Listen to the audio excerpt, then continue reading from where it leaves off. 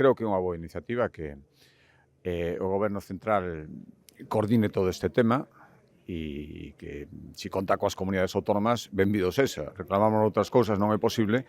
Nesto se o vai facer, eu o agradezo, de verdade, porque aquí hai que ter unha reacción coordinada. Vamos falando dun tema comercial, unha decisión de país e, polo tanto, a reacción ten que ser coordinada e canto máis global, mellor, a nivel da Unión Europea e, por suposto, a nivel do noso país. Respecto á Xunta de Galicia, bueno, primeiro facer unha avaliación e esa, supoño que se nos pedirá esa información sobre cal é a afectación en Galicia. Eu quero mandar unha mensaxe doble. Primeiro, expresar en términos cuantitativos cal é o impacto.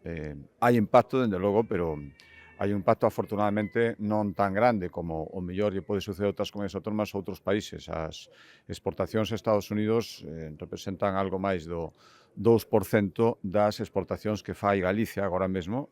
Somos unha comunidade moi exportadora. Batimos o récord de exportación ano pasado, máis de 31.000 millóns, pero Estados Unidos non chega ao 3%. Este é o primeiro. Ora, ese 3% tamén temos que preocupar e tamén as posibilidades de crecemento hacia o futuro.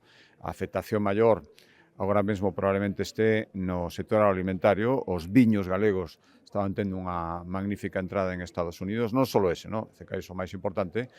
Por lo tanto, vamos a ver cal é o impacto de todo isto, como acaba todo isto, se as medidas anunciadas onte por Trump realmente ao final son así, se poden modular, cal vai ser a reacción. Bueno, agora se abre un período, creo que intenso, non queremos rebaixar a preocupación, pero bueno, tamén dar os datos de Galicia. Eu de verdade agradezo que si o presidente Sánchez nesto entende, debería facer outras cousas tamén, pero si nesto entende que hai que facer unha reacción coordinada, primeiro como país e despois como Unión Europea, creo que está acertando e pode contar con Galicia.